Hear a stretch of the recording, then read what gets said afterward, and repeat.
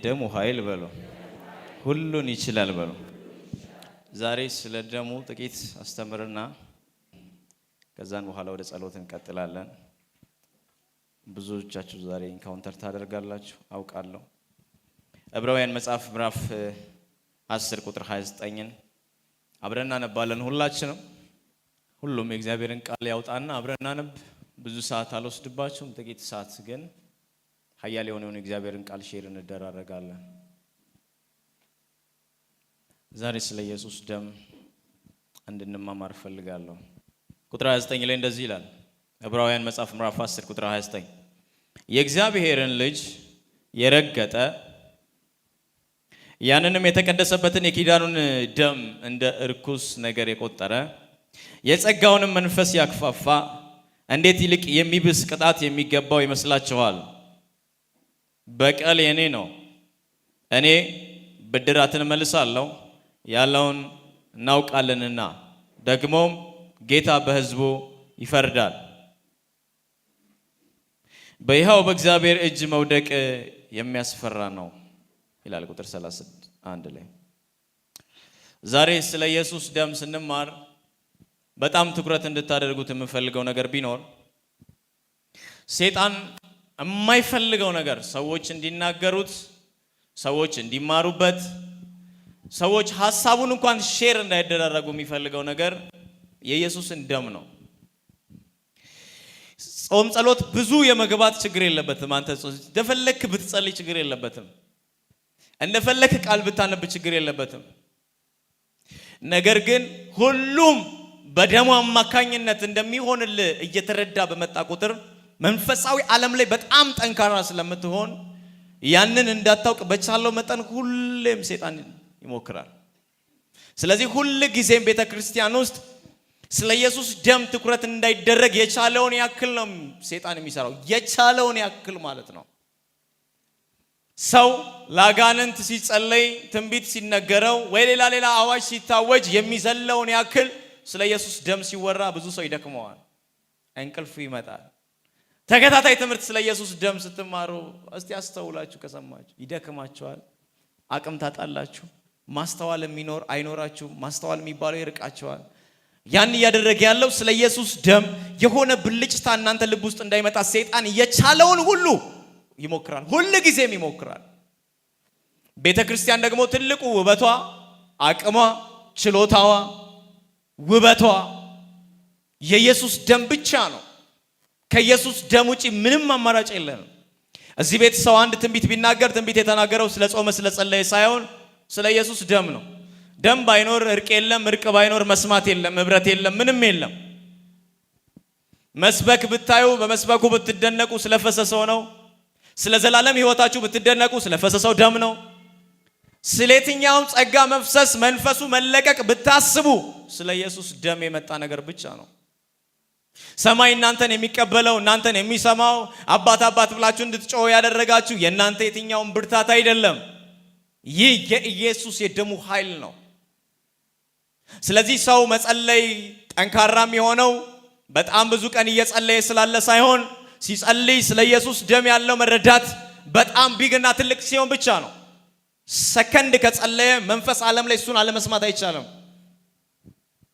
ለዛ ነው ብዙ ጊዜ በህይወታችን በራሳችን እንድንታገል ሰይጣን ያደርገናል እና ምንም አይነት ነገር መንፈሳዊ ዓለም ላይ እንቅስቃሴ አይሆንም። በጣም ብዙ እንጸልያለን። መስከረም ገብተን አሁን እንደገና የዚህ ዓመት ያልቃል። ግን መስከረም ወር ላይ በጣም ብዙ አዋጅ አውጀናል። መስከረም 1 ላይ ብዙ ትንቢት ተናግረናል። ይህ ዓመት እንደዚህ ይሆናል፣ ይህ ዓመት እንደዚህ ይደረጋል፣ በዚህ ዓመት እንደዚህ ይሆናል እንላለን። ግን መጨረሻ ላይ የቤተ ክርስቲያን መዝጊያ ላይ ልክ ፋይናንስን ኦዲት እንደምናደርገው ምዕመኑን ኦዲት ብናደርግ ጌታን ከተቀበለው ባክ ያደረገውን ሊበልጥ ይችላል። ለምን? በቤተ ክርስቲያን ውስጥ ሰዎችን አጽንቶ የሚያቆማቸው፣ በቤተ ክርስቲያን ውስጥ የጸሎት ብርታት የሚሆናቸው፣ ለቃሉ ኃይል የሚገልጥላቸው፣ ህይወታቸው ንጹህ እንደሆነ የሚነግራቸው፣ አሁንም ለእግዚአብሔር የተለዩ እንደሆነ እንዲያውቁ የሚያደርጋቸው፣ በቅድስና እየወጡና እየገቡ እንደሆነ የሚያስረዳቸው ደምና ደሙ ብቻ ነው። ያለ ኢየሱስ ደም እስቲል እየዘመርን ኩነኔው ስለሆነ እንችላለን ስለማናውቀው የደሙን ጉልበት። ለመጸለይ ልክ ስትንበረከኩ አንቺን ብሎ ምጸልይ አንተን ብሎ ምጸልይ እንዲህ አላደረክም በዚህ አልገባም ይመጣል አይምሯችሁ ላይ ይሰብካቸዋል። ያ ማለት አንተ ልብ ውስጥ ስለ ኢየሱስ ደም ብርቱ የሆነ ብርሃን አልመጣም ማለት ነው። አልገባም እንዳይመስላችሁ ሁሉም ስለ መስቀሉ አምኖ ተቀብሏል ማለት የክርስቶስ ደም ያን ያህል ገብቶታል ማለት አይደለም። የክርስቶስ ደም ሲገባችሁ በክርስቶስ ደም ውስጥ ያለው ኃይል ሁሉ ከእናንተ ጋር አብሮ ሙቭ ያደርጋል፣ ይንቀሳቀሳል። ስለዚህ ለቤተ ክርስቲያን ዛሬ ላይ ልትናገረው የሚገባው ደሙን ነው። ሻይን ያደርጋል፣ ምድር ላይ ብርሃናችን ይወጣል። እኔ ከወጣው እኔ ነኝ የምወጣው፣ እኔ ከታየው እኔ ነኝ የምታየው። ከሰፈር አላልፍም፣ ከሆነ ጣራ ስር አላልፍም፣ ከሆነ ቦታ ግድብ አላልፍም። አንድ ግን በእኔ ውስጥ እንዲገለጥ ነፃነት የሚሰጠው የኢየሱስ ደም ነው። ስለዚህ በጣም በንቃት እንድትሰሙኝ ይፈልጋለሁ። ዛሬ ስለ ኢየሱስ ደም ሳወራ በጣም በንቃትና በመረዳት እንድትሰሙኝ ይፈልጋለሁ። 3 ጊዜ የደሙ ኃይል በለው እስቲ እንደገና። አረ እንደዚህ ነው የደሙ ኃይል የምትሉት? ወጣ አድርጉና ድምጻችሁን ጠበቅ አድርጋችሁ የደሙ ኃይል በሉ እስቲ። ድገሙ እስቲ እንደገና፣ ድገሙ እስቲ እንደገና። ኃይሉ በእናንተ ይገለጥ፣ ኃይሉ በህይወታችሁ ይገለጥ፣ ኃይሉ በአገልግሎታችሁ ይገለጥ፣ ኃይሉ በሰውነታችሁ ይገለጥ። በኢየሱስ ስም ይሆንላቸው። ባይዘው እኮ ብዙ ሰው እኮ ወደ ያለቅሳል እኮ እኔ በደለኛ ነኝ፣ እኔ ኃጢአተኛ ነኝ፣ እኔ እንደዚህ ነኝ። ለምን እንደምትሉ ታውቃላችሁ? ስለ ደሙ ኃይል ስለማይገባን ነው። ስለ ደሙ ኃይል ሲገባችሁ በጣም ኃይለኛ ነው የምትሆኑት። ምንም ፊታችሁ እንደማይቆም ታውቃላችሁ። የኢየሱስ ደም ላይ ምንም አይነት ክስ የለም። ማንም ኢየሱስን በኃጢአት ሊከሱ አይችልም። ደም ውስጥ ምንም ፋይል አያገኝበትም። በሱ ፍቃድ ሲንበረከክን ከሰኞ እስከ ሰኞ ፋይል ይገኝበታል። በመልልሱ ሁሉ ፋይል ይገኝበታል። ስለዚህ ገና ጣዋት በሬን ስከፍት እንደዚህ ነው ምለው የኢየሱስ ደም። ልክ እኔ መውጣት ስጀምር ወደ አገልግሎቴ መምጣት ስጀምር የኢየሱስ ደም ማንም እንደማይቋቋመኝ አውቃለሁ። የትኛውም ኃይል ፊቴ እንደማይቆም አውቃለሁ። ሰማይ እኔ ላይ በፍጹም አለመከፈት አይችልም። አንድ ነገር ሁሉ ያስተውላለሁ። እስቲ ከኔ ጋር የኢየሱስ ደም በሎ። ድገሙ እንደገና በሎ። አውጁ እስቲ። ስለዚህ በጣም መንፈሳዊ ዓለም ላይ በጣም ጠንካራ ጉልበታም ኃያል መሆን ከፈለጋችሁ የኢየሱስ ደም ላይ ትኝት ነው ማለት ያለባችሁ። ሁሉ ጊዜ ሰብካችሁ ከጨረሳችሁ እኔ አይደለሁም የሰበኩት ደም ባይኖር ዘምራችሁ ተደርሱ አረ ስለፈሰሰው ደምህ ነው እኔ በመኔ ቆሜ ስትሉ ሁሉ ጊዜ እናንተ ህይወት ላይ የምትጠሩት የደሙ ኃይል እናንተ ህይወት ላይ ሻይን ማድረግ ይጀምራል። ስለዚህ የኢየሱስ ደም በህይወታችሁ ላይ ሁሉ ጊዜ ዘወትር እንድታሰላስሉት በጣም ነው ማበረታታችሁ። የጌታ ራት ስንወስድ ብቻ የምናስበው የጌታ ራት ስንወስድ ብቻ ትዝ የሚለን ጉዳይ ሳይሆን ሁሉ ጊዜ የምናስታውሰው ሁሉ ጊዜ ትዝ የሚለን የሱ ምህረትን ስናስብ፣ ቸርነትን ስናስብ፣ ጽድቅን ስናስብ፣ እውነትን ስናስብ አንድ ነገር ብቻ በህይወታችን እንዳለ እናውቃለን። እሱም የኢየሱስ ደም። ክብር ለኢየሱስ ይሁን። ስለዚህ ዛሬ ስለ ኢየሱስ ደም ስንማማር በጣም ቶሎ ብዬ ግን ትልቅ አጀንዳ እናነሳለሁ። እሱም የኢየሱስ የደሙ ኃይል ነው። ደም ውስጥ ኃይል አለ። ደም ውስጥ ደግሞ ህይወትም አለ። የሰው ህይወት ያለው ደም ውስጥ ነው እና ስለ ደም ስታስቡ በደም ውስጥ ህይወት ነው ያለው፣ ላይፍ አለ እና በደም ውስጥ ህይወት አለ ማለት አንድ ሰው ደሙ ያለቀ ከመጣ ኦሬዲ ምን እያለ ይመጣል? እየሞተ ነው የሚመጣው። ደም አለ ማለት ደግሞ ያ ሰው ኦሬዲ ህይወቱ ስጋት ውስጥ አይከትም። ግን ደሙ ኦሬዲ እየፈሰሰ ነውና ይሄ ሰው እንጃ ነው የሚባለው። ደም እያለቀ በመጣ ቁጥር በህይወት የመኖሩ ተስፋ ሁሉ ይቋረጣል። እጁ አለ ግን ደም ከሌለ መኖር አይችልም። ምላሱ ሊኖር ይችላል፣ መኖር አይችልም። እግሩ ሊኖር ይችላል፣ መኖር ግን አይችልም። ደም እያለቀ ነው ከሆነ ህይወት የሚባል ነገር እየጠፋ ነው ማለት ነው። ቤተ ክርስቲያን ውስጥም ልክ እንደዚህ ነው። ስለ ክርስቶስ ደም ማሰብ እያቆምን ሲሆን እየጠፋን፣ እየደከምን፣ እያጎነበስን ስለ ደሙ መናገር ባቆምን ቁጥር ኃይል የሚባል እየጠፋን፣ እየኮመሰስን አንገት እየደፋን እንመጣለን። ስለ ኢየሱስ ደም ሁሉ ጊዜ ማሰብ ስትጀምር ደግሞ ልክ አንተ በደም ውስጥ ደም እንዳለ ህይወት እንዳለ ልብ በትክክል እየመታ እንደሆነ ልክ እንደዚሁ መንፈስ ዓለም ላይ ድው የሚል ድምጽ ካንተ ይወጣል። ይሁንላችሁ በኢየሱስ ስም። እንዴት ነው የምትሰሙኝ? እና የልብ ምታችሁ በትክክል እየመታ ሰውነታችሁ በትክክል ኢንጆይ ያደረገ ጤንነታችሁ የተስተካከለ ዶክተርም ሲያያችሁ ሙሉ ጤነኛ ነህ እንደሚል ልክ እንደዛው የቤተ ክርስቲያን ጤንነት ያንተ ጤንነት የሚመደበው በክርስቶስ ደም ውስጥ ነው። ስለዚህ ደም ውስጥ ከባድ የሆነው አንዱ ነገር ህይወት ነው ያለው እና በህይወት ደግሞ አይቀለድም። ከኛ ይልቅ አጋንንት የገባው ይመስለኛል ስለ ደም። ለዛ ነው ምንም አይነት ነገር ጠንቋይ ቤት ስትሄድ መጀመሪያ አንድ ነገር ያዛል። ሂድና ደም አፍስ ይላል። ላይገባ ይችላል። ጥቁር ዶሮ ሄዶ ማረድ ቀላል ሊመስል ይችላል። ነገር ግን መንፈስ ዓለም ላይ ደም ምን ያህል ጉልበት እንዳለው ያውቃል አጋንንት። ኖርማሊ ዶሮ ሊሆን ይችላል ያረድከው፣ በግ ሊሆን ይችላል ያረድከው፣ ምንም ሊሆን ይችላል ያረድከው። ለሱ አይገዶም። የ10 ሺህ የ20 ሺህ የ50 ሺህ ብር ነች ቀላል ነች። እኔ ነገ ከማገኘው ገንዘብ የተነሳ ከማገኘው ዝና የተነሳ ብሎ ሰው ሄዶ ደም ይሰዋል እና የሰዋው የሆነ ዳር ነው የሚኖረው የሆነ ዳር ነው እና ሩቅ ያላችሁ ሊመስል ይችላል። መንፈስ ዓለም ላይ ግን ከባድ የሆነ ጉልበት ይፈጥራል፣ ትስስር ይፈጥራል። ስለዚህ እንደ ቀላል አይደለም የደም ጉዳይ። ስለዚህ ሰይጣን ስለሚያውቅ አንድ ነገር ያደርጋል። ሰዎችን ማሰር ከፈለገ የሆነ መስዋዕት እንዲያደርጉ ይፈልጋል። ገንዘቡ ጋር ጉዳይ የለውም እሱ ባይዘው ደሙ ጋር ነው ጉዳይ ያለው። ሰውየውን እግር በእግር መከተል የሚችለው ደሙ የፈሰሰ ቀን ነው። ስለዚህ የደም ኃይል አጋንንቶች እንኳን ያውቁታል። የኛ ደግሞ የፍየል ደም አይደለም፣ የበግ ደም አይደለም፣ የዶሮ ደምም የርግብ ደምም አይደለም። ግን አንድ ደም ፈሷል። የጻድቅ ሰው ደም ነው የፈሰሰው። የሰዎችን ሁሉ ኃጢአት የሚያነሳ ለጻድቃን ጉልበትን የሚሰጥ እያበረታን ወደ ብርታት የሚያስገባን የመጨረሻ ድምዳሜያችንን ያሳመረ የልብሳችን ውበት የሆነ የአገልግሎታችን ውበት የሆነ የስብከታችን ውበት የሆነ የኢየሱስ ደም የኢየሱስ ደም ነው። ስለዚህ ከኛ ሰይጣን መብለጥ የለበትም። ይሄን በማወቅ መብለጥ የለበትም። በደም ውስጥ ያለ ኪዳን በጣም ከባድ ስለሆነ ያውቀዋል ሰይጣን።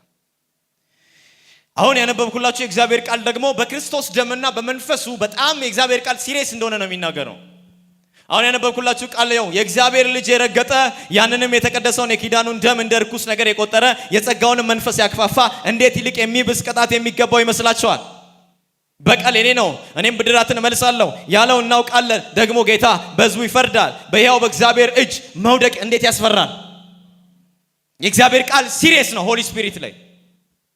ለዛ ነው ማንም ሰው እኔ ሊሰድብ ይችላል አለ ኢየሱስ። ማንም ሰው እኔ ሊሰቅል ይችላል። ማንም ሰው እኔ ላይ ፈለገው ማድረግ መጥፋትም ይችላል። መንፈስ ቅዱስ ላይ ግን ማንም ሰው ቢዘባበት በፍጹም ይቅር አልለውም። እና መጽሐፍ ቅዱሳችን ሁለት ነገር ላይ እጅግ በጣም ሲሪየስ ነው። አንዱ መንፈሱ ላይ ነው፣ አንደኛው ደግሞ የክርስቶስ ደም ላይ ነው። በፍጹም እድል አይሰጠንም። ቤተክርስቲያን ደሙ ከቀለለባት የሆነ እድል እያጣን ነው። አንድ አማኝ የክርስቶስ ደም እየቀለለበት ከሆነ የሆነ እያጣን ያለነው ነገር አለ። ስለዚህ ሲሪየስሊ ማለፍ የማይችለው ነገር እግዚአብሔር በመንፈሱ የሚቀልድ በአሰራሩ የሚቀልድ እንዳይመስላችሁ። ሁሉም ይከፍላታል። ሁሉም በእግዚአብሔር ፊት መልስ ይሰጣል። ዛሬ ሚዲያው ነፃነት ሊሰጠን ይችላል። አንድ ምላሳችን በነፃነት የፈለገውን ይናገራል።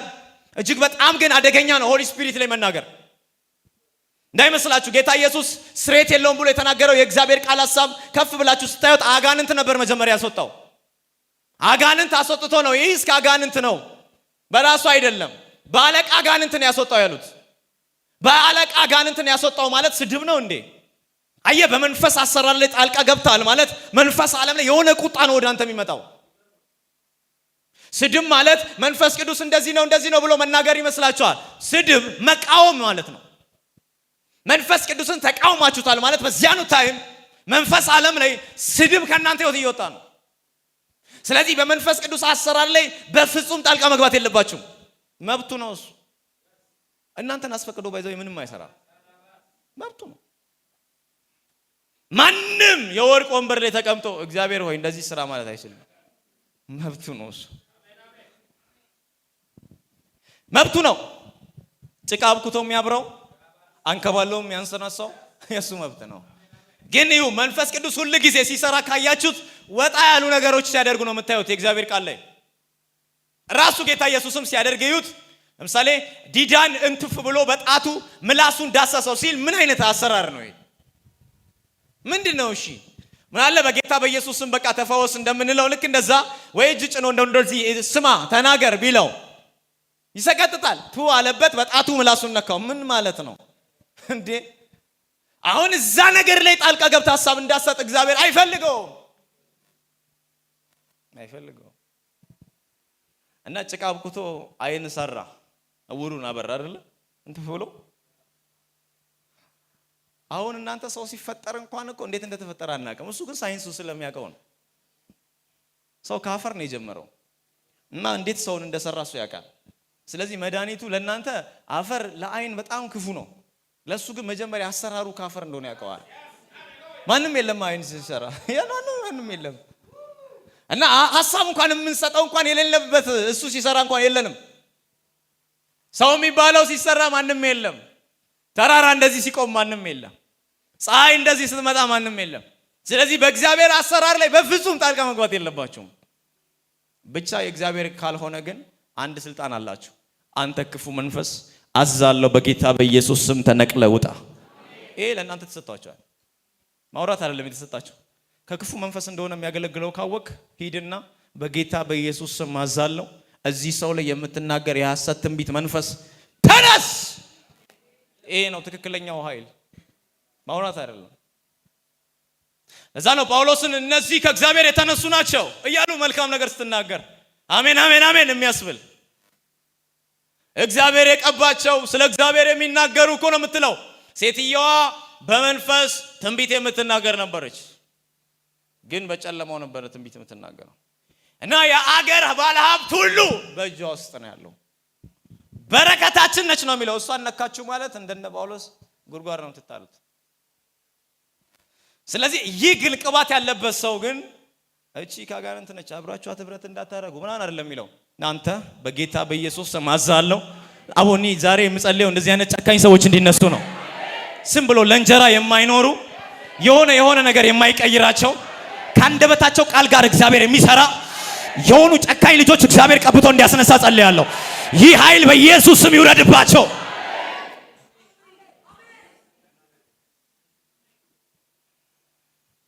ጌታ የኢትዮጵያ ቤተክርስቲያን የሆነ ኮቴዋ መቀየር አለበት። ይሄ ሁሉ ቤተክርስቲያን መቀየር አለበት። ሳሙኤል ሲመጣ የሀገር መንግስት እኮ ነው የሚደነግጠው።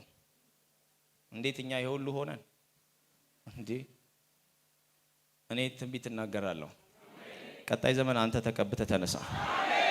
አንተ በምትቆምበት ምድር ሁሉ ምድር ትስማ። ለኢትዮጵያ እግዚአብሔር በረከት ያድርግ። ከዚህ ምድር ታላላቅ ኃያላኖች ይወለዱ። ከዚህ ምድር የተቀቡ ትውልዶች ይቀቡ። በጌታ በኢየሱስ ስም ይሁንባቸው፣ ይሁንባችሁ በኢየሱስ ስም። እና በጣም ሲሪየስ የእግዚአብሔር ቃል የሚናገረው ስለ ኢየሱስ ደምና ስለ መንፈሱ ቀልድ አያውቅም። ስለዚህ ማንም በክርስቶስ ደም ላይ የፈለገውን ነገር ለማድረግ ቢያስብ እግዚአብሔር አይለቀውም። በክርስቶስ ደም ቀልድ አያውቅማ። አንድያ ልጅ እኮ ነው፣ ቀልድ አያውቅም። ትላንት እንድንተፋበት እድል ሰጥቶናል። አሁን ግን ቀልድ አያውቅም። መስዋዕቱ ነው የሱ። በየቀኑ ጠረኑን የሚቀበለው እስቲል እስካሁን መስዋዕት እየሆነ ያለ ለምድር ሁሉ ሰላም የሚጮህ ምህረት የሚጮህ ሩህሩህ የክርስቶስ ደም። ስለዚህ በፍጹም እግዚአብሔር እድል አይሰጥም በዚህ ጉዳይ። በጣም መጠንቀቅ ያለባችሁ ስለ ክርስቶስ ደም ነው። ደም ቅድም እንዳልኳችሁ በጣም ፊዚካል ዓለምንና መንፈስ ዓለምን በጣም የማስተሳሰር ጉልበት ስላለው አጋንንት ብዙ ጊዜ የሚጠቀመው። ካያችሁ እኛ ህይወት ላይ ሰው ስጋ አለው፣ መንፈስ አለው፣ ነፍስ አለው አይደል? እና የሰው ሁለንተና ይሄ ነው።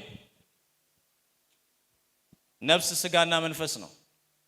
ባይገርማችሁ የሰው ሁለንተና ሰው ስጋም ነፍስም መንፈስም ቢኖረው ግን ስጋ ነፍስና መንፈስ አንድ ላይ እንዲሄዱ በሰላም እንዲቀጥሉ የሚያደርገው ደም ነው። ደም ነው እኮ። እኔ ውስጥ አሁን ስጋ አለ፣ ስጋዬን ትነካዋለህ፣ መንፈሴን ግን አትነካው። እና መንፈስና ስጋ ግን አብረው እንዲቀጥሉ የሚያደርጉት ግን ደም የሚባለው ነው። እሱ ሲሰራ መንፈስና ስጋ ነፍስ አብረው ይሄዳሉ። ይህ ማለት የማይዳሰሰው መንፈስ የማይዳሰሰው ነፍስ ከሚዳሰሰው ስጋ ጋር አብሮ በሰላም እንዲቀጥል የሚያደርገው ደም ነው። ስለዚህ ከማይታየው እግዚአብሔር መንፈስ ከሆነው እግዚአብሔር ከሚዳሰሰው በሱ ፍቃድ ጋር አብሮ በሰላም እንዲወጣ እንዲገባ የሚያደርገው መካከለኛ የክርስቶስ ደም ነው። ስለዚህ የማይጨበጥ እግዚአብሔር መገኘት አለ፣ የሚጨበጥ ደግሞ አንድ በሱ ፍቃድ አለ። በእኔና በእግዚአብሔር መካከል ደግሞ በሰላም እንድንቀጥል የሚያደርግ የክርስቶስ ደም አለ። አረ በኢየሱስ እስቲ የኢየሱስ ደም በለው። እስቲ ድገሙስ፣ የኢየሱስ ደም በለው። በሰላም ለዚህ ነው ደሙ ሁሉ ጊዜ ማሰብ አለባቸው። ካለሱ አይሆንም። የደሙ ኃይል አንዱ ትልቁ ስራው ሰዎች ላይ ሰማይን መክፈት ነው። ትልቁ ስራው ሁሌ ብዙ ጊዜ እናገራለሁ። በጣም መልፋት የለብም። ጌታ ሆይ ሰማይ በእኔ ላይ ክፈትልኝ፣ ጌታ አይኖቼን ክፈት ምናምን መታገል የለብም።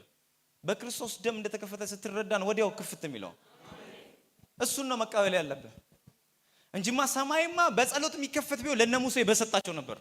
እንዲህ ያለው እኮ ክብሬን አላሳየም እኮ ነው። በጣም በጸሎት ብዛት ቢሆን ከኛ ይሻላሉ እነሱ።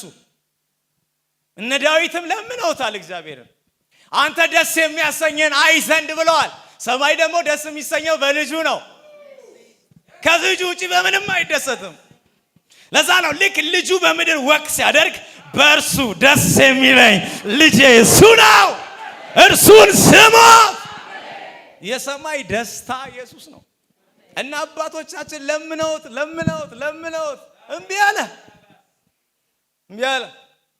አንድ ቀን ግን እንደዚህ ሆነ። ማቴዎስ ወንጌል መጽሐፍ ምዕራፍ 27 አንድ ቀን የመጨረሻው ሰዓት ደረሰች እና በቃ ጌታ እንደዚህ ያለ፣ አሁን በቃ መሄድበት ሰዓቴ ደርሷል እና እራትን አዘጋጁልን፣ እዛኛው አዳራሽ ውስጥ ሂዱና ምናምን አላቸው። በጣም ናፍቅ ያለው እግዚአብሔር ቃል ሲናገር እንደውም የሚወዳቸውን እስከ መጨረሻ ወደዳቸው፣ አፈቀራቸው። ሊሞት ሲል እንደውም ፍቅሩ የጨመረ ምን አይነት ጌታ እንደሆነ። ከዛን በኋላ ማዕድ ላይ ጊዜያቸውን ለማሳለፍ እንጂ ለማድረግ ጊዜ አረጉ። ዛን አሁን ከደቂቃዎች በኋላ ከናንተ የምለይበት ሰዓቴ ነው፣ ሄዳለሁ፣ ግን ሄጄ አልቀርም። ከ3 ቀን በኋላ ግን እንገናኛለን። ግን ዛሬ የመጨረሻ ራታችንን እናደርጋለን። ዛሬ ነው የመጨረሻ ይሄንን ወይን ጠጅ የምትጠጡት። ከዚህ በኋላ ግን የምትጠጡት የኔን ደም ይሆናል። ዛሬ ነው አሁን የእንቂጣ ቁርሳችሁ የምትበሉት። ከደቂቃዎች በኋላ ግን የኔ ስጋ ለእናንተ መቆረስ ይጀምራል። ግን ይሄ ስጋ ስትበሉ ይሄንን ደም ስትጠጡ የእግዚአብሔር ቃል ሲናገር በእርሱ ሕይወት ነበረች፣ ሕይወትም ለሰው ብርሃን ነች ይላል። ይሄን በበላችሁ ጊዜ ግን ሕይወታችሁ ላይ ብርሃን ይሆናል። ማየት ትጀምራላችሁ፣ መስማት ትጀምራላችሁ። ሕይወት ውስጥ ብርሃን ነው ያለው። እግዚአብሔር ቃል ሲናገር ዮሐንስ ወንጌል መጽሐፍ ምዕራፍ 1 ላይ በእርሱ ሕይወት ነበረች አለ፣ ሕይወትም የሰው ብርሃን ነች። በደሙ ውስጥ ሕይወት ነው ያለው። ሰው የኢየሱስ ደም ብርሃን ነው የሚሰጣችሁ፣ ማየት እንድትችሉ አቅም ይሰጣችኋል። ስለዚህ በጣም ከመጸለያችሁ በፊት የኢየሱስን ደም መጀመሪያ ተረዱት፣ ይግባችሁ፣ ተዘጋጁ። ማዕድ ላይ አዘጋጀ፣ የተጫወቱ እየበሉ የጠጡ። ድንገት አነሳና የወይን ጠጁን ይሄ አለ ስለ እናንተ የሚፈስ ደሜ ነው። አሁን እንደዚህ እንደቀዳሁት ልክ እንደዚህ እንደምትጠጡት ከደቂቃዎች በኋላ ይፈጠራል። ይህ አሁን እየቆረስኩት የምታዩት ስጋ የኔ ነው፣ ቂጣ አይደለም፣ እንጀራ አይደለም። ከደቂቃዎች በኋላ ግን እንደዚህ ይፈጠራል። ደግሞ ከመካከላችሁ አንድ ሰው አለ፣ እሱ ነው አሳልፎ የሚሰጠኝ። ከእጄ በልቷል፣ ግን አሳልፎ ይሰጠኛል። ከዛን በኋላ ታጉረመረሙ፣ መናገር ጀመሩ። ምን ማለት ነው? እንዴት ከኛ መሃል እንደዚህ ትላለህ? ምናምን አሉ እነ ጴጥሮስ። እኔ እስከ ሞትም ቢሆን ካንተ ጋር ለመሆን ዝግጁ ነኝ፣ እንዴት እንደምወድ አንተ ታውቃለህ ምናምን ማለት ጀመሩ። ኖ አላቸው። ጴጥሮስ አንተ ራስህ ሽምጥጥ አድርገህ ነው የምትክደኝ። ይሄ በእኛ ጉልበት የሚሆን አይደለም። እና ትክደኛለህ። 3 ጊዜ ነው የምትክደኝ። ቼም ጴጥሮስ በስማም ቦልድ የሚል ነው ይመስለኝ። ለምን ያለው ፍቅር ለኢየሱስ ያለው ፍቅር ይለያል። በጣም ኢየሱስን ይወደዋል እና በፍጹም ለራሱ ይሄን መቀበል አልቻለም ጴጥሮስ። አይ ነው እኔ በፍጹም ይሄን አላደረገውም። ሰይጣን እንደ ስንዴ ሊያበጥራችሁ ይመጣል እና ሁላችንም ነው የሚያበጥራችሁ። እኔ ግን ጴጥሮስ ራራውልህና ላንተ ማለድኩልህ። እኔ ስለማለድኩልህ ነው የምትተርፈው እንጂ ያንተ ከኔ ጋር ብዙ የመቆየት ጉዳይ አይደለም የሚያተርፍ። ማልጄልህ ነው እኔ። አንተ ከይሁዳ የሆነ የተሻልክ ስለሆንክ አይደለም። ከመሸጥ አይተናነስም ክደት። ስሜን እንኳን መጥራት እስከምታፍር ትሆናለህ። ይሄን አንተ የምትሉትን ሰው ያላቀውም እስከምትል። ግን አንተ ከይሁዳ የተሻልክ ስለሆንክ ሳይሆን አንድ ነገር አስብ። በጸና ጊዜ በቆምክ ጊዜ አንድ ነገር አስብ አለ። ምልጃ ማልጄልህ ነው። እኔ እናንተ ቦኑ ቢያሜን እላለሁ እንዴ። በየደቂቃውና በየሰከንዱ የክርስቶስ ደም ባይማልድልን ጠፊ ነን። ባይዘው በየማይክሮ ሰከንዱ ማለት ነው። ስለኔ ባይጮህ የኢየሱስ ደም አንዳች የእናንተ ጸሎት አያቆማችሁ። ምመኑ አያቆማችሁ። አንዳች የእናንተ ዕውቀት አያቆማችሁ። ጴጥሮስ በራስ እንዳትመካኔ ስለማለድኩልህ ነው። መቀበል ቢከብደውም ሰምቶ ዋጣ አደረገ። ሁላችሁም ትበተናላችሁ፣ አባቴ ግን ከኔ ጋር ነው አላቸው። ከደቂቃዎች በኋላ ይሄን ካደረገ በኋላ በቃ ሁሉንም አደረገ። እግራቸውንም ሲያጥብ በቃ ምን አይነት ፍቅር እንደሚያሳልፈው አላውቅም። ኢየሱስ እንዴት እንደሚወደን። ከደቂቃዎች በኋላ ኢየሱስም ይታወክ ጀመር ይላል። በጣም የሚያሳዝነኝ ፓርት ነው ይሄ። ኢየሱስም እጅግ መታወክ ጀመረ፣ መጨነቅ ጀመረ፣ ውስጡ መረበሽ ጀመረ። ሰው አይደል? ፍጹም ሰው ሆኖ እንደኔና እንደናንተ አይደል የመጣው? እያንዳንዱ ስሜታችንን ተጋርቶታል እና መታወክና መጨነቅ ጀመረ። አሰበው እንዴት እንደሚያደርጉት፣ ምን አይነት መገላታት በህይወቱ እንደሚመጣ፣ ምን አይነት ስቃይ በህይወቱ እንደሚመጣ ያውቀዋል። ከፊቱ ምን ማድረግ እንዳለበት እስከማያቅ ድረስ ያለ ገላጋይ ሁሉም በጥስጥስ እንደሚያደርጉት ያውቃል። ብቸኝነቱን አየ። እናት የለም፣ አባት የለም፣ ወንድም የለም፣ እህት የለም፣ ጓደኛ የለም፣ ወዳጅ የለም፣ ብቻውን አየ። ኢየሱስም በጣም መታወክ ጀመረ። ጴጥሮስ አለው አቤት፣ እስቲ ወደዛች ተራራ እንሂድ አለው። ወደ ተራራ እንውጣ ሲለው ቢነግራቸው ምንም ሊያደርጉት ባይችሉም እንደ ወደ ተራራ ላይ ሄዶ ለመጸለይ ግን ፈለገ እና ኢየሱስም ወደ ተራራው ወጥቶ እነሱን ቁጭ አደረገ። እዚህ ጋር ተጫወቱ ብሏቸው ሄደ። ፈቀቅ ብሎ መጸለይ ጀመረ ይላል። መጀመሪያ ባይዘው ጸልዩ አላላቸውም። እነሱን አስቀምጧቸው ከነሱ ፈቀቅ አለ። ርቀቱን ጠበቀና መጸለይ ጀመረ። እንደ ልማዱ ለመጸለይ ሲንበረከክ ህይወቱ ታውካለች። ትላንትና ፈቀቅ ብሎ ብቻውን ይጸልይ ነበረ። ሌሊቱን ሙሉ ሲጸልይ ያደረ የሚል ቃል ታገኛላችሁ። ዛሬ ግን የመጸለይ አቅም እንኳን ያጣ ይመስለኛል። ለምን ካላችሁ የእግዚአብሔር መልአክ ሊያበረታው መጣ ይላል። ኢየሱስን ለመላእክቶች እኮ እሱ ነው ብርታት የሚሰጠው። ግን ይሄ ስለኔና ስለናንተ የሚደረግ ዋጋ ሰው ብቻ ሆኖ የሚሰራው ዋጋ ነበር። ይሄ አቅም አጣ። ለመጸለይ እንኳን አቅም ያጣ ነው የሚመስለኝ። ተንበረከከ እና አስቡት እስቲ እናንተ በስ የሆነ ጭንቀት ውስጥ ስትገቡ ምን አይነት ጸሎት ይመጣላችኋል? እውነት ምንም አይነት ጸሎት እኮ አይመጣም። ከባድ የሆነ ጭንቀት ሲመጣባችሁ ጸሎት ይጠፋል፣ ልሳኑ ይጠፋል። እንዴት ቤት እንደምትጀምሩት ግራ ይገባችኋል። ኢየሱስ ደግሞ በእንጨት ላይ ሊሰቀል ነው። የሚጠብቀው ሞት ነው፣ ፍርድ ነው፣ ስቃይ ነው እና ምን ብሎ ነው የሚጸልየው? በምን አይነት ርዕስ መጸለይ ይችላል? እንደ ትላንትና እንዴት ሊያሳልፍ ይችላል? እና ኢየሱስ በጣም የተጨነቀ ይመስለኛል። በጣም መጸለይ የከበደውም ይመስለኛል። ከዛን ትንሽ ቆየና ወደ ጴጥሮስ መጣ እና የሆነ አንዳንዴ እናንተ ይደክማችሁና ሰው እንዲጸልይላችሁ አትፈልጉም? አንዳንዴ እንደዛ ነው የሚመስለኝ። መጥቶ እንደዚህ ያላቸው ለምን ጥቂት ሰዓት አትጸልዩም አላቸው። እንቅልፍ ብሏቸው ነበር አይደል? ጸልያችሁ ሰማይ የማይከፈትበት ምክንያት ይሄ ነው። አይው ሰማይ ስራ እየሰራ እኛ ተኝተን ነበር ባይዘው። ለዚህ ነው በእኛ እንዳይሆን በራሳችሁ ትከሻ አውርዱ ከራሳችሁ ላይ ጸልዩ አላቸው እኮ። ጥቂት አትጸልዩም ሲል አልቻሉም። ሰው እንዴት ሞት ፍርድ እየጠበቀው ይተኛል? እኛ ማለት እንደዛ ነን። ነገ ምን እንደሚገጥመን እንኳን አናውቅም፣ ግን እንተኛለን። ነገ በልጆቻችን ምን ይምጣ እንደሆነ አናውቅም፣ በራሳችን ምን ይምጣ እንደሆነ አናውቅም፣ ነገ ምን እንደሚፈጠር በላይፋችን አናውቅም፣ ግን እንተኛለን። አሁንም እስቲል ተኝተን ደክመን ያለ ነው። ለዚህ ነው ሰው መደገፍ ያለበት የደሙ ኃይል ላይ ነው የምለው። አንተ ሊደክም ይችላል፣ ደም ግን አይደክምም። በሱ ፍቃድ የሆነ ጊዜ አማርኛ ሊጠፋበት ይችላል። አንድ ግን አለ ሁሌ የሚናገር። እስቲ የኢየሱስ ደም በለው እስቲ። ለዚህ ነው በቃ ደክሞ እኮ ስተኛ ዝም ብለህ የኢየሱስ ደም የኢየሱስ ደም የኢየሱስ ደም ስትል መናገር ይጀምራል። ቸርነት ለልጄ ይገባዋል፣ በረከት ለልጄ ይገባዋል፣ ምህረት ለልጄ ይገባዋል። ውጣ ውረስ፣ ተከናወን፣ ቀድሼሃለሁ፣ ተለውጠሃል፣ ልብስ ተቀይሯል። ደግሞ በቃ ማውራት ይጀምራል።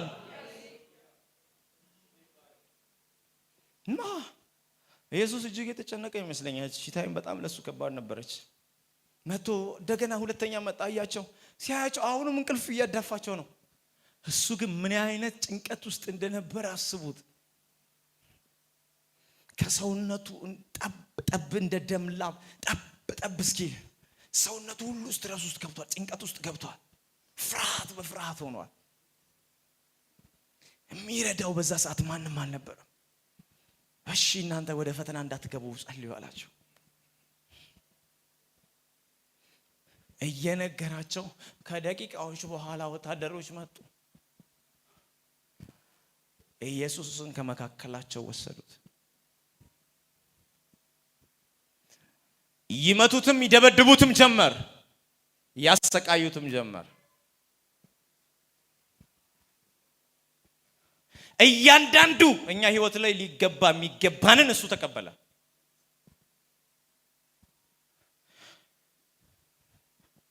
ከሰማይ ሆናችሁ ብታዩ ፍርድ ልክ አይመስልም።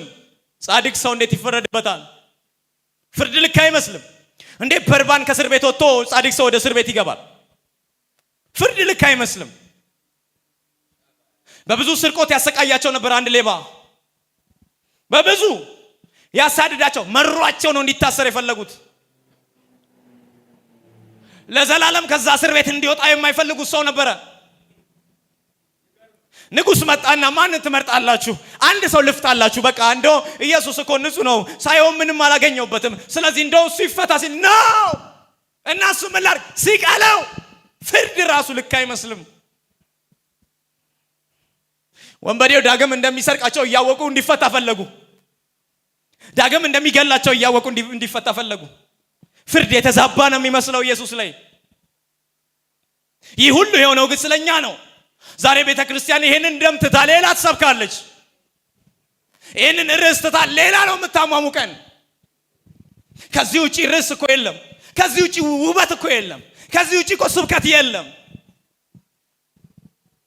የተመሰረትንበት መሰረታችን፣ ጠረናችን የተቀየረበት፣ ስማችን የተቀየረበት ሰፈር ማንም አያስታውሰንም። ዘመዶቻችን ማንም አያስታውሱንም።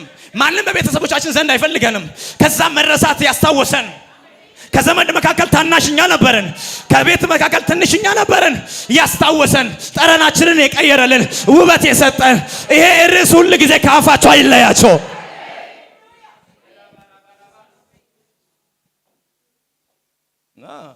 ዛሬ ልናወራው የሚገባው ይሄን ነው። ከዚህ ውጪ ምንም ማውራት እኮ አይገባም።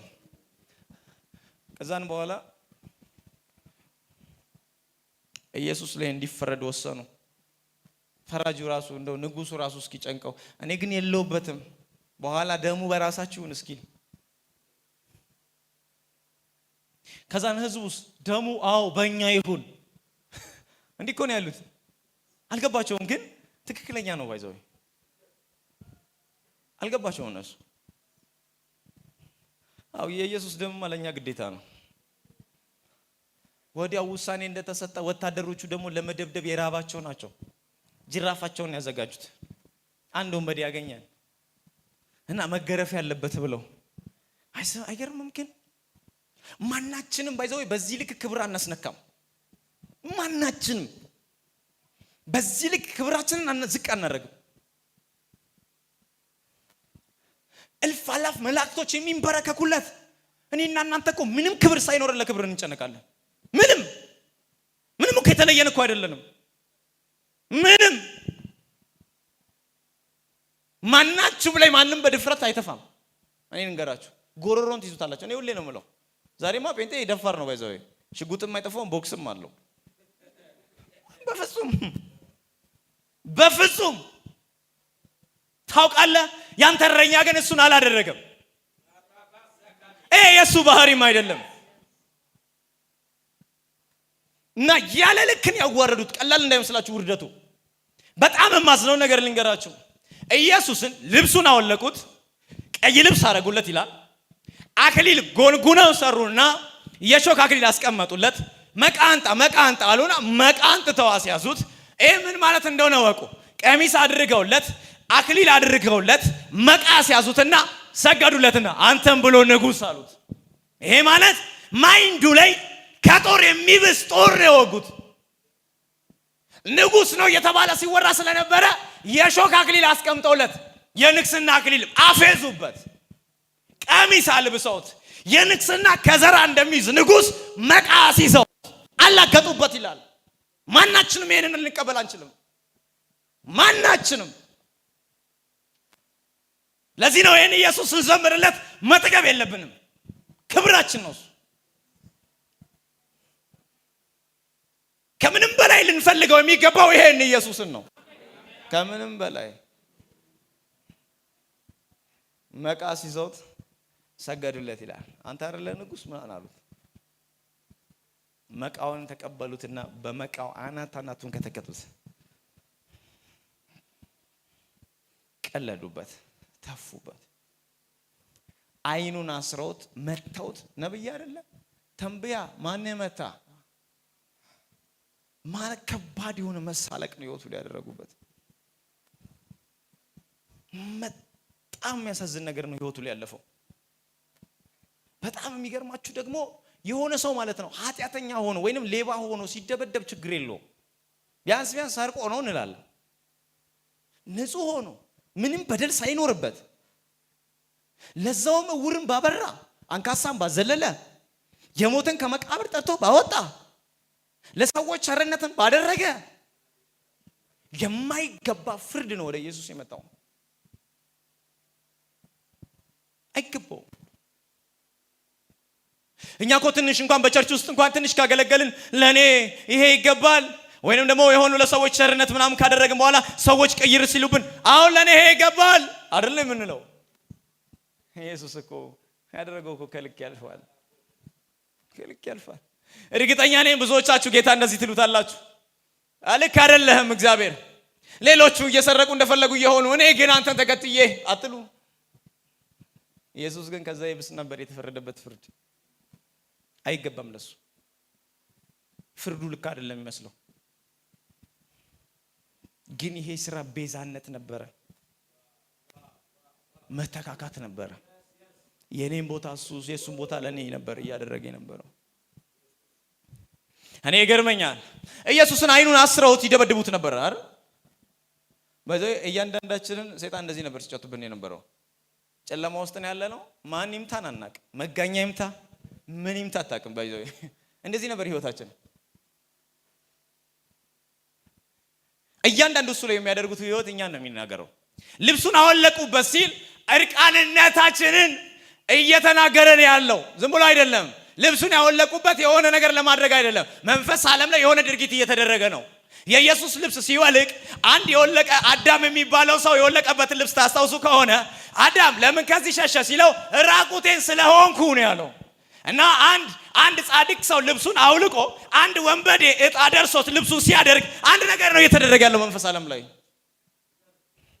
የኢየሱስ ልብስ ለኔ የሆነ ማለት ነው ወንበዴው እኔ ስለሆንኩ። ምን አይነት መታደል ነው! እጣ የወጣለት ወንበዴ ሰይፍ ይዞ እኮ ነው እጣ የወጣለት። እናንተ ሊገርለው ለማጥፋት ፕሮግራም አድርጎ ነው እጣ የወጣለት። እና ስለ ኢየሱስ ደም ስታስቡ የኢየሱስ ህይወትን እስከ ቀራንዮ ያለውን ዝም ብላችሁ እያነበባችሁት ስትከተሉት ራሳችሁን ታገኙታላችሁ። ውስጡ ራሳችሁን ነው የምታዩት። ሌላ ሰው የለም እዛ ውስጥ። እናንተ ነን ያለነው። ሰዓቱ ደረሰ። ከዛን የሚያደርጉትን ሁሉ ካደረገው በኋላ መጨረሻው ሰዓት መስቀሉን አሸክመውት ይዘውት ወጡ። ከዛም በመስቀሉ ላይ ተሸክሞ እየተዳፋ እየወጣ ሴቶች በጣም ለሱ እያለቀሱ መጡ። የኢየሩሳሌም ሴቶች እቺን እባክህ ጠጣ ትንሽ እያሉ እቺን እባክህ ጠጣ አይዞ እኛ እንግዲህ ምንም ልናደርግልህ አንችልም አምላክ ይድረስልህ እያሉት እያለቀሱ በፊቱ መጡ። ጌታ ምን እንዳላቸው ታውቃላችሁ? እናንተ የኢየሩሳሌም ሴቶች ሆይ ስለኔ አሁን አታልቅሱ። ለቅሶ እኮ ይገባዋል። እየተደበደበ ያለ ሰው እንዴት አይገባው? ሊሞት ወደ መስቀል እየሄደ ያለ ሰው እኮ ይገባዋል ለቅሶ። ምን ታውቃላችሁ? ለኔ ለቅሶ አይገባኝ እና ሲሉ ለልጆቻችሁ አልቅሱ። እስቲል እዛ ማቅ ውስጥ እዛ ስቃይ ውስጥ ሆኖ የሚያዩኛ ነበር። ማልቀስ ካለብሽ ለልጅሽ አልቅሽ እያለ ማለት ነው። ለሴቶቹ ማልቀስ ካለባችሁ ለራሳችሁ አልቅሱ፣ ለኔ አታልቅሱ። ለቅሶ እየተገባው ለቅሶን እንኳን እንዳናለቅስ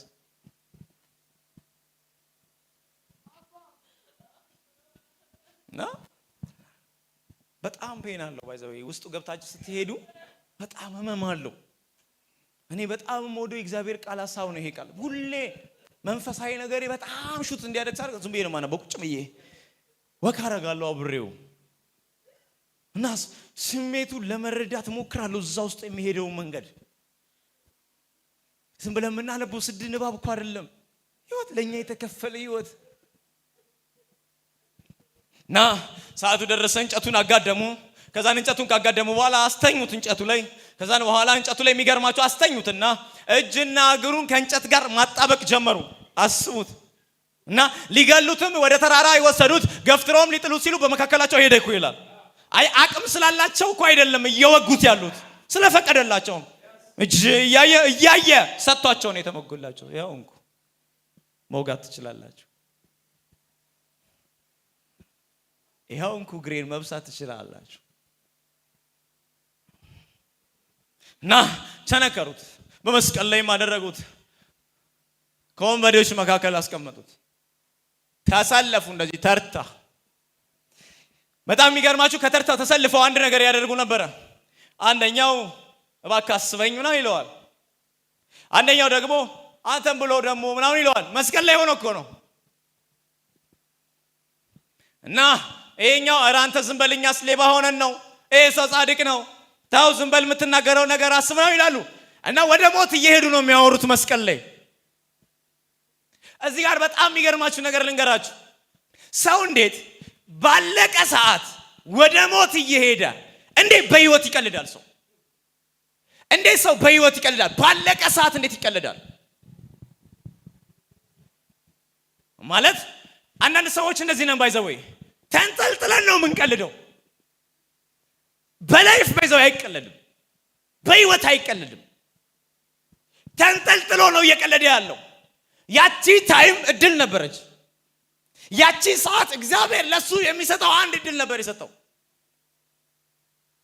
አንደኛው በመንግስት አስበኝ ሲለው በዚያኑ ሰዓት ሰማይ ነው ሄደው። አንደኛው ደግሞ በማይቀለድ ሰዓት እየቀለደ ነበር። ዛሬም በጣም ብዙዎቻችን ባለቀ ሰዓት ነው እያፌዝን ያለ ነው፣ ያለ ስፍራችን ላይ ተቀመጥ ነው።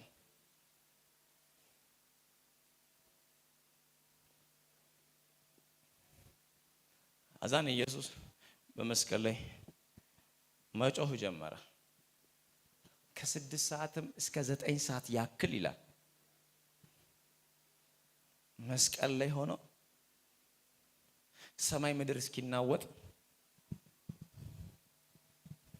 መሞታቸውን የተጠባበቁ ነው ያሉት። መሬት ላይ አይደለም የቆመው እንጨት ላይ። እና በመጨረሻው አንድ ጮህ ጮኸ ኢየሱስ። አባቴ አለ ኤሎሂም ኤሎሂም ኤሎሂም አምላኬ መጮህ ጀመረ። እና ኤልያስን እየጠራ ነው ምናምን አሉ። እሱ አባቱን መጥራት ነው የጀመረው። በቃኝ፣ ይበቃኛል፣ አሁን ነፍሴን ለመስጠት ተዘጋጅቻለሁ፣ ይበቃኛል። አባቴ ብሎ መጮህ ጀመረ። እልም ያለ ጮህት፣ ከባድ የሆነ የህመም ጮህት። በመጨረሻው ሰዓት ኢየሱስም ነፍሱን ሰጠ ይላል።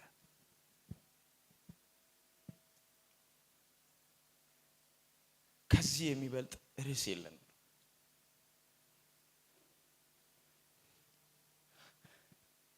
በዚህ በማቴዎስ ወንጌል መጽሐፍ ላይ ምዕራፍ 27 ላይ ኢየሱስም ነፍሱ ሰጠ ይልና እንደሰጠ የሆኑ ነገሮች መከናወን ጀመሩ። ወዲያው ነው ከሚከናወኑት ነገሮች የመጀመሪያው ሁሉ ጊዜ የምናገረው አንድ ነገር ነው የተፈጠረው። ኢየሱስም ነፍሱን ሰጠ ይልና የቤተ መቅደስ መጋረጃ ይላል ከላይ እስከ ታች ታ ብሎ መቀደድ ጀመረ። እየተሰቀለ ያለው ነፍሱን እየሰጠ ያለው ራስ ቅል የሚባል ተራራ ላይ ነው። መጋረጃው እየተቀደደ ያለው ደግሞ እዛ ቅድስተ ቅዱሳን ውስጥ ነው። ሰማይ አንድ ነገር እየተናገረ ነበረ። ከዚህ በኋላ የተዘጋ ሰማይ የለም።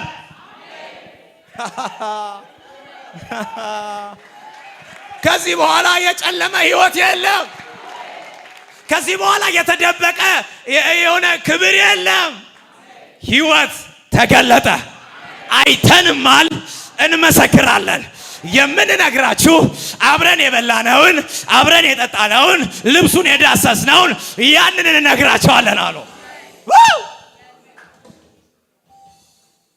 መጋረጃው ከላይ እስከ ታች ተቀደደ ነው የሚለው። ሰማይ ተከፈተ።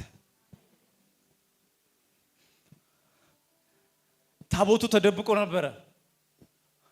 የክብሩ መገኛ ማንም እዛ አይደፍርም። ከአደባባይ ነው። ፍየልም አንጣ ጥጃ ያንተ አስራት የትኛውንም ከፍ ይበል ደጅ ነው።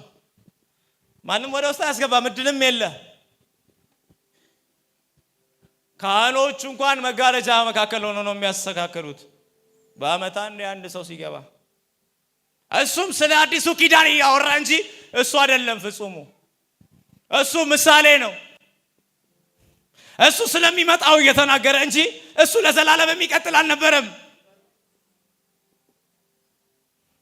እዛ ነው አሮጌው ተሽሮ አዲስ የሆነው በክርስቶስ ደም እኮ ነው። ለዛ ነው የእግዚአብሔር ቃል ሲናገር ዕብራዊ መጽሐፍ ላይ አዲስ መንገድ ተመረቀልን አለ እና በገዛ ደሙ አለ ወደዛ ቅድስት ወደምትባለው ማንም ወዳልሰራት ማንም እጅ ወደሌለበት ወደዛ ሰማይ ደሙን ይዞ ገባ። ሰማይም ደግሞ የልጁን ደም ለመቀበል ወደ ኋላ አላለም። ፍየል ታርዶ ትዝ አላለው መጋረጃው። በግ ታርዶ ምንም ትዝ አላለው መጋረጃው። ብዙ ጥጃዎች ታርደዋል ትዝ አላለው። ብዙ እርግቦች ታርደዋል ትዝ አላለው። አንድ ቀን ግን መሬቱ ማነቃነቅ ጀመረ። ሰማይ አለቶች ተሰነጠቁ ይላል። መቃብሮች ተከፈቱ ይላል። መጋረጃው ተቀደደ ይላል። ለምን ሲባል ሰማይ የሚቀበለው አንድ ትልቅ መስዋዕት መጣ። ሰማይ የሚቀበለው ትልቅ መስዋዕት መጣ። እስቲ ከኔ ጋር የኢየሱስ ደም በለው። እስቲ ድገሙ፣ ሲያውጁበት ድገሙ፣ ተናገሩበት። የስ ክብር ይሁን ለኢየሱስ፣ ክብር ይሁን ለኢየሱስ።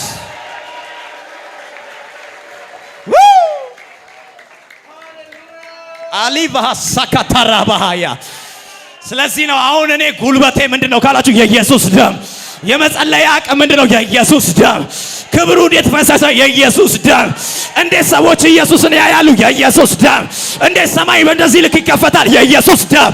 ጽድቅህ ምንድነው? የኢየሱስ ደም። ችሎታ ምንድነው? የኢየሱስ ደም። እንዴት ተተነብያለህ? የኢየሱስ ደም። እንዴት ፈውስ ይሆናል? የኢየሱስ ደም። እስቲ በል የኢየሱስ ደም በሎ ሸካታያ አሊፋርታኒ ካላፈና ሐሶ ኢልሃ ሳታታካያቦ የኢየሱስ ደም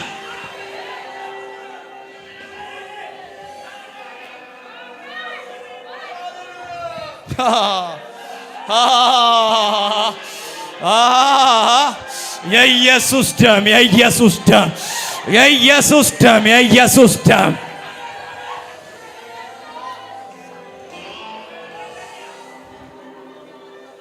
ወዳጄ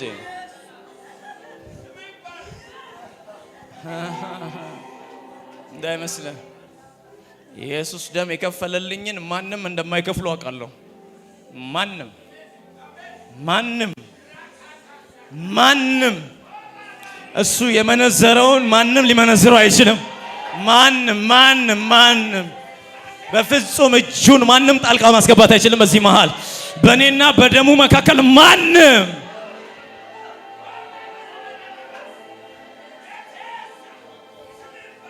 አያ ሐሳታ ያባስ። ክብር ለኢየሱስ ይሁን። ወዳጆቼ በዚህ ያላችሁ አገልጋዮች፣ በዚህ ያላችሁ ቅዱሳኖች አንድ ነው ማስታውሳችሁ፣ አትዘንጉ የኢየሱስን ደም። እውነቴ ነው ነግራችሁ፣ አትዘንጉ። እኔ ስለ ኢየሱስ ደም ራሱ ጌታ ነው በዝርዝር ያስተማረኝ። አንድ የ7 ዓመት ሕፃን ልጅ አዋሳ ለማገልገል ሲሄድ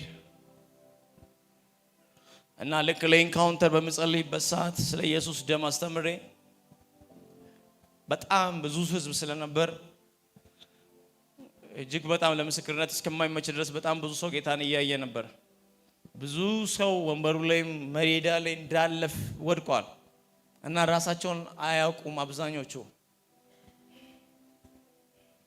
ግማሹ ሌሊት ነው የተነሳው፣ ግማሹ እንደዛው ወደ ቤት ተሸክመው ይዘው ሄዱ። ሁሉንም ለማስነሳት እኔም አልቻልኩም። አንድ ትንሽዬ ሕፃን ልጅ ከሕፃናቶች መካከል ጠየቁት። ምን ሆነ ነው የወደቅከው አልኩት። አንድ ብርሃን መጣ ፊቴ አለኝ። ምን እንደሆነ አያውቅም። ከዛስ አልኩት። ከዛን ሰማይ ከፈተ አለኝ። ከዛስ አልኩት።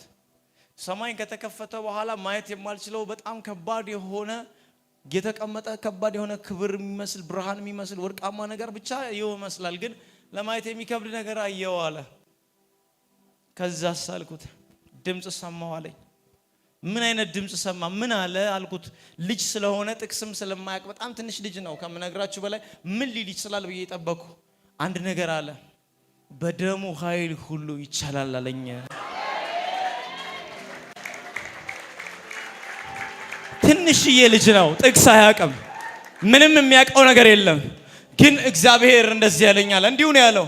ምን አለ ካዲያ እግዚአብሔር ስለው በደሙ ኃይል ሁሉ ይቻላል አለኝ አለ። ዛሬም ነግራችሁ እንደዚህ ነው። ደሙ የማያሸንፈው የትኛውም ኃይል የለም። ደም አለ ማለት ጽድቅ አለ ማለት ነው። ደም አለ ማለት ኃይል አለ ማለት ነው።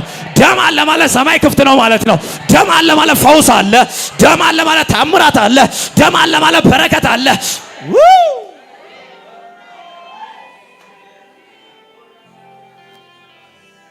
የኢየሱስ ደም፣ የኢየሱስ ፍቅር እኮ ልክ የሌለው ነው። ልክ የሌለው ለኔ አክሊልን አስበው እሱ አመድ የለበሰ፣ ለኔ ክብርን አስበው እሱ የተዋረደ፣ ልክ የለውም ኢየሱስ። ዛሬ ላይ የደረስከው በምንድነው ካላችሁ የኢየሱስ ደም ለኔ ትልቅ ቦታ አለው። ደሙ በጣም ጠንካራ ያደርገኛል ስለ ደሙ ሳስብ። እግዚአብሔር ራእይ ሲሰጠኝ እንደ ኢትዮጵያም እንደ ዓለምም ነው የሰጠኝ። ብዙ ኢትዮጵያ ላይ ታድሶ ሲሆን ታያላችሁ፣ ግን ታድሶ የሚሆነው በዚሁ ነው። ቤተ ክርስቲያን ወደ ደሙ ትመለሳለች። ቤተ ክርስቲያን ወደ ንስሐ ትመለሳለች።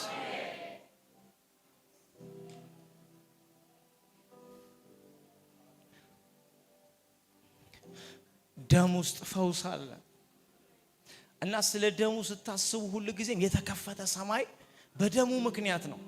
ታስታውሱ እንደሆነ ያዕቆብ የሚገለውን ኤሳው ከማግኘቱ በፊት ስጦታን የላከው ታስታውሳላችሁ። ልቡን ከፍቶ በሰላም ይቀበለኛል፣ ያቅፈኛል፣ በስጦታዬ ነው ማቀው። ስጦታዬን ከተቀበለ ኦሬዲ እኔን ተቀብሏል። ኖ የስጦታ ወደዛ መልስ ካለ አሁንም ስቲል አልታረቅንም። አሁንም ስቲል ጥሉ እንዳለ ነው፣ ንዴቱ እንዳለ ነው፣ አልበረደም። ስለዚህ ብሎ የወርቅ ማት፣ የብር ማት፣ የከብት ማት፣ የግመል ማት ሰብስቦ ወደ ወንድሙ ላከ። ወንድሙ እጅ የገባው ስጦታ እጁ ሲገባ ኤሳውና ያዕቆብ ሲገናኙ ተቃቀፉ። ያስተቃቀፋቸው መጀመሪያ ያዕቆብ በድፍረት ወደ ኤሳው እንዲሄድ ያደረገው ድፍረቱ ስጦታው ነው። ስለዚህ በእግዚአብሔር ፊት ድፍረታችሁ፣ በእግዚአብሔር ፊት የመንበርከክ ድፍረት፣ በእግዚአብሔር ፊት ክብሩን የማየት ድፍረት፣ በእግዚአብሔር ፊት በመሰዊያው የመቆም ድፍረት የእናንተ ጸሎት አይደለም፣ የእናንተ ብርታት አይደለም። አንድ ስጦታ አለ፣ ነፍሱን ሰጠ የሚል እና ሰማይ ደግሞ የኢየሱስን ደም ተቀብሎታል። ስለዚህ እኔን ሰማይ አለመቀበል አይችልም ማለት ነው። አይችልም፣ አለመቀበል አይችልም። እኔ ስጸልይ ሁሉ ጊዜ በደሙ በኩል ስለሚሄድ እኔን አለመቀበል አይችልም።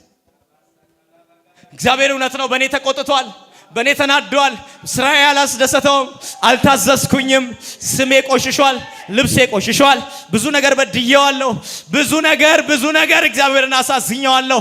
ስለዚህ ያ ሁሉ ቁጣና ንዴት ግን እንዲቀዘቅዝ ያደረገልኝ አንድ ስጦታ አለ።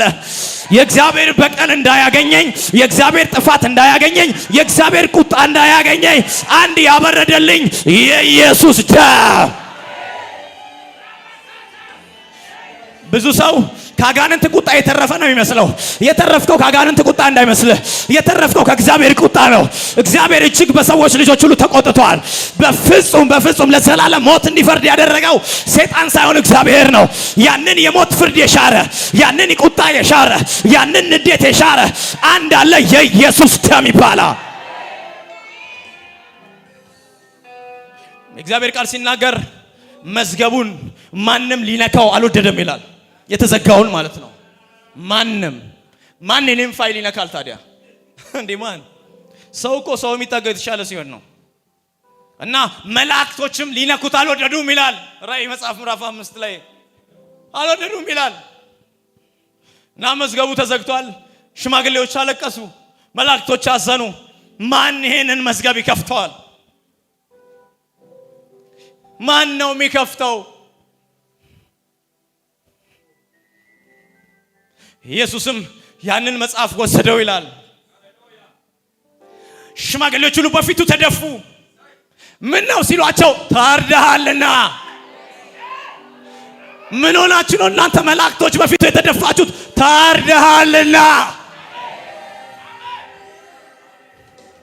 ታርደሃል፣ ስለዚህ ክብር ይገባሃል።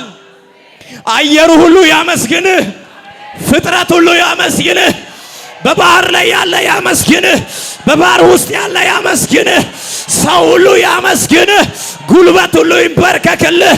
ለምን ሲባል ታርደሃልና። መላእክቶች በፊት ይስገዱልህ።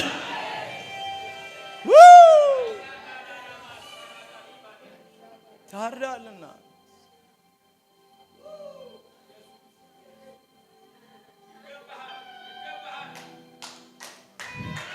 ለጌታ ክብር ይሆንለት፣ ክብር ይሆንለት።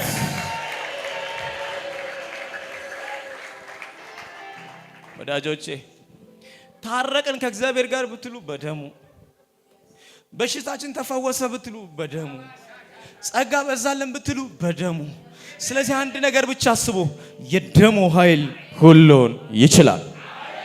የደሙ ኃይል ሁሉን ይችላል።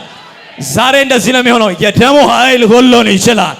አንተ የምትቀባው በደሙ ኃይል ነው። አንቺ የምትነሺው በደሙ ኃይል ነው። ታምራቶችን የምትቀበለው በደሙ ኃይል ነው። ምናልባት ወደዚህ መጸለይ ከብዶ መተህ ሊሆን ይችላል። እንኳን ደከመ ይድከም። ማንበብ ደክሞ ሊሆን ይችላል። እንኳን ደከመ ይድከም። ዛሬ ከደሙ ኃይል የተነሳ ሞገስ ትቀበላለህ።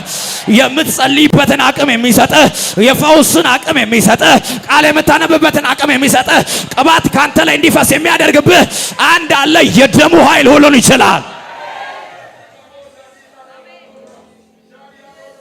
አያ ሳባርታኒያ ካቬ ካሎሳ ዲያካማቴ አሊባ ሱብራ ዲያካቬ ካዶሻ ፕራዳ ካታያባ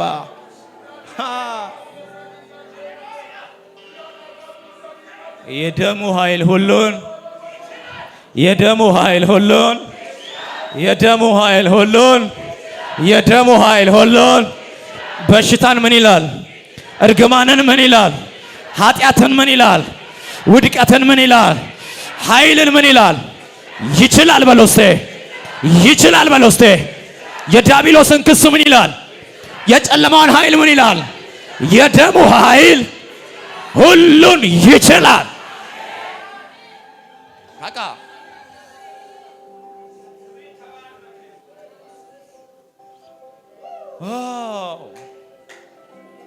ኢየሱስ ይክበር። ቤዛነትን ያገኘ ነው በሱ እኮ። ስለዚህ ወዳጆቼ ከሰማይ መከፈት ጀምሮ ከበሽታ መፈወስ፣ ከጸጋ ስጦታዎች፣ የመንፈሱ ሁሉ መፍሰስ ምክንያት የኢየሱስ ደም ነው።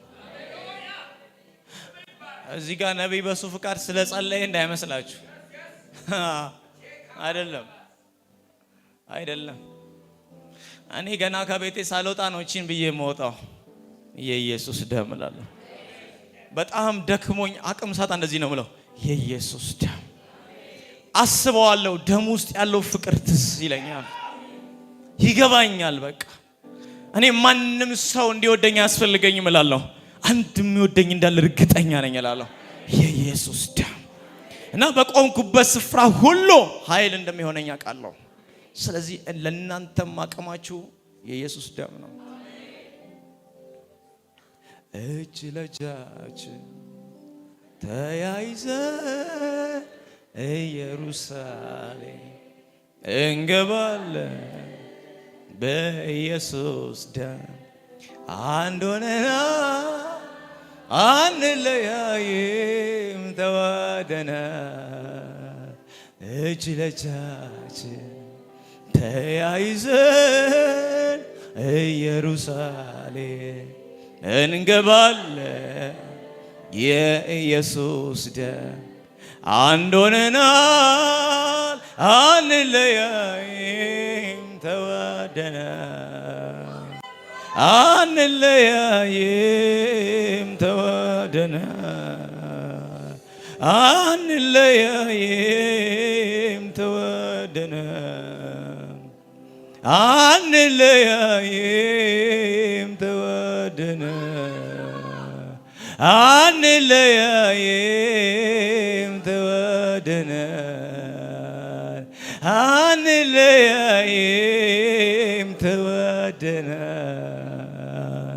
እጅ ለእጃችን ተያይዘን ኢየሩሳሌም እንገባለን።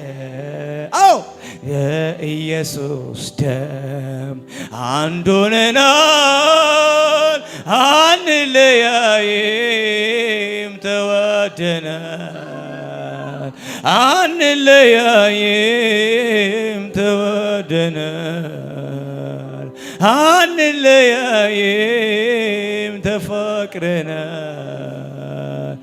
እጅ ለእጃችን ተያይዘን ኢየሩሳሌም ከፍ አድርጉና ድምጻችሁን ንገሩት። አዎ አንድ ሆነናል በሉት። አንድ ሆነናል፣ አንለያይም። አዎ እጆቻችሁን ከፍ አድርጉ እንደተቀመጣችሁ። እጅ ለእጃችን